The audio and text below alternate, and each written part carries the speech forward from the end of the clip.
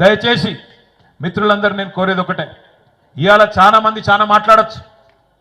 కేసీఆర్ గారు పార్టీ పెట్టినప్పుడు 2001 ఏప్రిల్లో ఎటువంటి పరిస్థితి ఉండేనో ఒక్కసారి దయచేసి ఆలోచన చేయవలసిందిగా నేను కోరుతున్నా. ఆ రోజు కేసీఆర్ గారి వయస్సు కేవలం 46-47 ఏళ్ళు, చాలా చిన్న వయస్సు. ఒక రాజకీయ నాయకునికి 46-47 ఏళ్ళ వయసు అంటే అప్పుడప్పుడే ఆయన జీవితం బ్రహ్మాండంగా ప్రారంభమవుతున్న పరిస్థితి. ఇంకొక 20-25 ఏళ్ళు అప్పటికే మంత్రి పదవి, డిప్యూటీ స్పీకర్ పదవి, అన్ని పదవులు చేస్తున్నారు కేసీఆర్ గారు. ఆయనకు నిజంగానే కేవలం రాజకీయాల్లో పదవుల మీద యావ ఉంటే, పదవుల మీద మాత్రమే మోజుంటే ఆ రోజు ఆయన కూడా అప్పుడున్న ముఖ్యమంత్రి గారు ఇచ్చిన బంపర్ ఆఫర్ తీసుకొని మంచి మంత్రి పదవి తీసుకొని చల్లగా ఇంట్లో వండొచ్చు కాంగ్రెస్ వాళ్ళ లెక్క. కానీ అట్లా కాకుండా అన్నిటికీ తెగిచ్చి తెలంగాణ నాయకులంటేనే తెలంగాణ ఉద్యమాన్ని పదవుల కోసం తాకట్టు పెడతారనే బదనాం ఏదైతే తెలంగాణ సమాజంలో ఉండేనో దాన్ని దూరం చేయాలని చెప్పి పదవి త్యాగంతోనే ఆనాడు తెలంగాణ రాష్ట్ర సమితి అనే పార్టీని ఆనాడు ఆవిర్భావం రోజే 3 పదవులకు కూడా రాజీనామా చేసిండు కేసీఆర్ గారు. ఆ తర్వాత 14 ఏళ్ల పాటు దెబ్బలు తిన్నాడు, ఎదురు దెబ్బలు తిన్నాడు, అక్కడక్కడ విజయాలు, అక్కడక్కడ అపజయాలు అన్ని కూడా చూసిండు కేసీఆర్ గారు. పాట కూడా రాసిండు తానే స్వయంగా.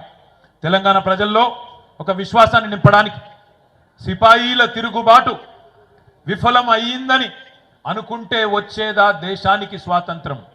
సిపాయిల తిరుగుబాటు 1857లో విఫలమైందని చెప్పి ఎక్కడోళ్ళు అక్కడ బీరిపోతే దేశానికి స్వాతంత్రం వస్తుండనా? అట్లనే రాజీ లేని పోరాటమే విజయం సాధిస్తుంది, ముమ్మాటికి తెలంగాణ రాష్ట్రం వచ్చి తీరుతుంది అని ఆనాడు 2001లోనే పాట రూపంలో మాట రూపంలో కేసీఆర్ గారు ఆనాడు చెప్పడం జరిగింది. ఇప్పుడే కమలాకర్ అన్న ఒక మీకు పాట చూపెట్టిండు, తాను తయారు చేయించిన పాట. అందులో చెప్పిండు, ఏమన్నాడు? కేసీఆర్ అనేది ఒక పేరు కాదు, కేసీఆర్ అంటే పేరు కాదు, కేసీఆర్ అంటే తెలంగాణ పోరు అనే మాట ఇప్పుడే కమలాకర్ గారు ఏదైతే చెప్పినారో అది అక్షర సత్యం. కేసీఆర్ ప్రతి మాట ఒక తూటా లెక్క వేలింది తెలంగాణ ఉద్యమంలో. 2001 నుంచి 14 దాకా ఒక ఉత్కృష్టమైన ప్రజాస్వామిక ఉద్యమానికి రాజకీయ రూపు కల్పించి తెలంగాణ ప్రజలను ఒక రాజకీయ శక్తిగా మలిచి అద్భుతంగా ఈరోజు తెలంగాణ సాధన జరిగింది అంటే దానికి కారణం ఖచ్చితంగా 3. ఒకటి కేసీఆర్ నాయకత్వం, రెండోది విద్యార్థి అదేవిధంగా పోరాట వీరుల అమరత్వం, మూడవది కాంగ్రెస్ పార్టీ కర్కశత్వం.